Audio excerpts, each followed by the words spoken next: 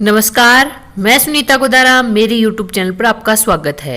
आज हम कक्षा 12 पुस्तक आरोह के अध्याय 8 गोस्वामी तुलसीदास जी की रचनाओं का अध्ययन करेंगे। तो चलिए सबसे पहले हम इनका जीवन परिचय जानते हैं। तुलसीदास जी हैं वो भक्ति काल के कवि हैं और सगुण काव्य धारा के कवि हैं। हिंदी साहित्य के इतिहास को 4 प्रमुख कालखंडों में बांटा गया है। सबसे पहला आता है आदिकाल, उसके बाद भक्ति काल, उसके बाद रीतिकाल और उसके बाद आता है आधुनिक काल। तो भक्ति काल में सगुण काव्य धारा के कवि है। सगुण का अर्थ है जो ईश्वर को सगुण साकार मान करके पूजता है। काव्य धाराएं 2 है, एक तो निर्गुण काव्य धारा और सगुण।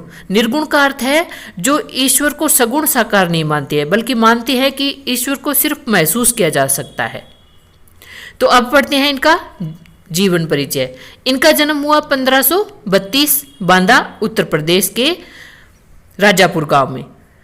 इनकी प्रमुख रचनाएं हैं रामचरितमानस, विनय पत्रिका, गीतावली, श्री कृष्ण गीतावली, दोहावली, कवितावली, राम आज्ञा प्रश्न।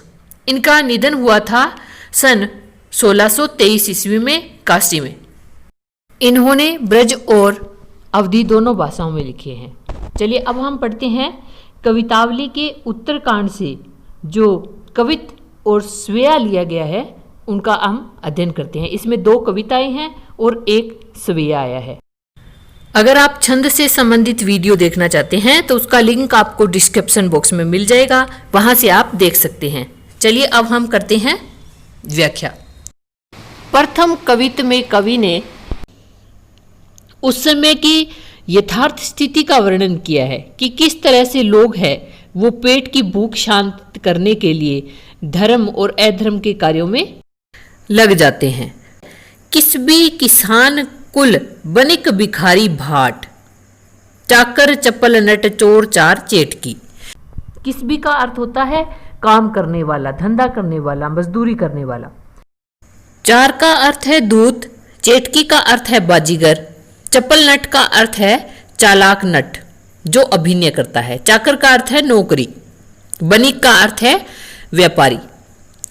तो कवि यहां पर क्या कह रहा है कि कोई है वो पेट भरने के लिए किसबी अर्थात मजदूरी करता है, कोई किसान है, कोई बनिक अर्थात व्यापारी है, कोई भिखारी है और कोई राजाओं की यहाँ भाट है, कोई चाकर अर्थात नौकर है, कोई अभिनय करने वाला उछल कूद करने वाला चालाक नट है, कोई चोर है, कोई दूत है और कोई चेटकी अर्थात बाजीगर है।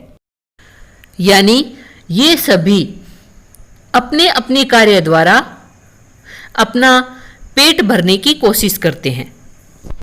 यानी लोग हैं वो पेट की आग को शांत करने के लिए धर्म अधर्म के कार्यों में लगे हुए हैं। आगे कवि कह रहे हैं पेट को पड़त गुण गडत चढ़त गिरी, अटत गहन गन अहन अखेटकी। अखेटकी का अर्थ होता है शिकारी, अहन का अर्थ है दिन, अटत का अर्थ है घूमना, गिरी का अर्थ है पर्वत और गुण गडत का अर्थ है गुणों और कलाओं को सीखना। तो यहां कवि क्या कह रहे हैं पेट को पड़त कि लोग अपना पेट भरने के लिए विद्या अध्ययन करते हैं, पढ़ते हैं। गुण गडत और कोई अपना पेट भरने के लिए गुणों और कलाओं को सीखते हैं। चढ़त गिरी और कोई अपना पेट भरने के लिए पहाड़ों पर चढ़ते हैं। अटत गहन गन अहन अखेटकी और जो शिकारी हैं वो अपना पेट भरने के लिए गहन गन का अर्थ है घने जंगलों में, अहन का अर्थ है दिन कि घने जंगलों में दिन में शिकार के लिए घूमते हैं। ऊंचे नीचे कर्म धर्म अधर्म करी कि लोग अपने पेट को भरने के लिए ऊंचे नीचे और धर्म अधर्म के कार्य करते हैं। पेट ही को पचत बेचत बेटा बेटकी। बेटकी का अर्थ है बेटी। कवि यहां कह रहा है कि लोग अपना पेट भरने के लिए अपने बच्चों यानी बेटा बेटी को बेचने के लिए विवश हो जाते हैं। तो आगे कवि कह रहे हैं तुलसी बुझाई एक राम घनश्याम ही ते, आगी बड़ वागी ते बड़ी है आगी पेट की। कवि यहां कह रहे हैं बड़वागी ते का अर्थ है समुद्र की आग, जल की आग। तो कवि यहां क्या कह रहा है कि आगी बड़वागी ते बड़ी है आगी पेट की, कि जो पेट की आग है वो समुद्र की आग से भी बड़ी है। और आगे कवि कह रहे हैं तुलसी बुझाई एक राम घनश्याम ही थे, कि तुलसी अर्थात उन्होंने तो बादल के समान जो दयालु श्री राम हैं उनकी कृपा से अपने पेट की आग को बुझा लिया है। घनश्याम का अर्थ क्या होता है? बादल। बादल के समान किसको बताया है? राम को। यहां आशय है कि जिस पर श्री राम की कृपा होती है उसे भूखा नहीं रहना पड़ता, यानी उसकी भूख को मिटाने वाला श्री राम है जो उसको कभी भूखा नहीं सोने देता। आगे कविता है खेती ने किसान को, भिखारी को ने भीख भली, बनिक को बनीज न चाकर को चाकरी। चाकर का अर्थ है नौकर और बनीज का अर्थ है व्यापार। तो बलि का अर्थ है भेंट या दक्षिणा। कवि यहां पर अपने समय की, तुलसीदास जी के समय में जो बुरी दशा थी, जो उस समय की वर्तमान परिस्थितियां थी, तो उसका वर्णन कर रहा है। तो कवि यहां क्या कह रहा है कि खेती ने किसान को, कि किसानों के पास खेती के कोई साधन नहीं है। भिखारी को न भीख बली, और भिखारियों को न तो भीख मिलती है और न ही भेंट, कोई भेंट या दक्षिणा मिलती है। बनिक को बनीज न चाकर को चाकरी, कि ना तो बनिक अर्थात जो व्यापारी लोग हैं उनके पास व्यापार है, न चाकर को चाकरी, और ना ही नौकर के पास नौकरी है। जीविका विहीन लोग सिद्धमान सोच बस, कहे एक एकन सो कहाँ जाई का करी। जीविका विहीन, जीविका का अर्थ क्या होता है? जीवन चलाने का जो कार्य होता है उसे जीविका कहा जाता है। तो कवि क्या कह रहा है? जीविका विहीन लोग सिद्धमान सोच बस। सिद्धमान का अर्थ होता है दुखी, कि जीविका के बिना सब लोग दुखी और सोच यानी शोकग्रस्त हैं। कहे एक एकन सो कहा जाई का करी।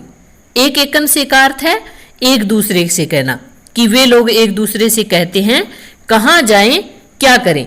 वेद हूं पुराण कही लोक हूं विलोकियत, सांकरे सबे पे राम रावरे कृपा करी। विलोकियत का अर्थ है देखना या देखते हैं। कवि यहां क्या कह रहे हैं कि वेदों और पुराणों में भी कहा गया है कि इस लोक में यह देखा जाता है, लोकहु विलोकियत, कि इस लोक में यह देखा जाता है कि सांकरे सबे पे राम रावरे कृपा करी। रावरे मतलब आपने, कि संकट जब भी कभी इस संसार पर संकट आता है, इस लोक में संकट आता है, तो ऐसे समय में प्रभु श्री राम ने ही सब पर कृपा की है। दारिद्र दसानन दबाई दूनी दीन बंधु। दारिद्र दसानन का अर्थ क्या है? दारिद्र का अर्थ है दरिद्रता, गरीबी, और दसानन का अर्थ है रावण। यहां इसका अर्थ क्या होगा? गरीबी रूपी रावण। दुनी का अर्थ है दुनिया। कवि यहां पर कह रहा है, अपने ईश्वर अपने श्री राम से कह रहा है कि हे दीन बंधु, आज गरीबी रूपी रावण ने सारी दुनिया को दबा लिया है। यानी कवि कह रहा है कि लोग उसी प्रकार गरीब और दुखी है जिस प्रकार रावण के अत्याचारों से लोग गरीब और दुखी थे। आगे कवि कह रहा है दूरित दहन देखी तुलसी हाहा करी। दूरित का अर्थ है पाप, दहन का अर्थ है जलाना या ज्वाला, आग। तो कवि कह रहा है कि पाप रूपी ज्वाला से जनता है वो क्या है? दुखी है। और उसको देख करके, यानी लोगों को पाप कर्मों में लीन देख करके तुलसीदास भी हा करने लगे हैं। यानी गरीबी के कारण लोग क्या है? पाप करने को विवश हैं। तो तुलसीदास जी है वो हा करते हैं, अर्थात आपकी सहायता के लिए प्रार्थना करते हैं। किसकी सहायता के लिए? प्रभु श्री राम से वो सहायता के लिए प्रार्थना करते हैं और हाय हाय करके उद्धार की कामना करते हैं।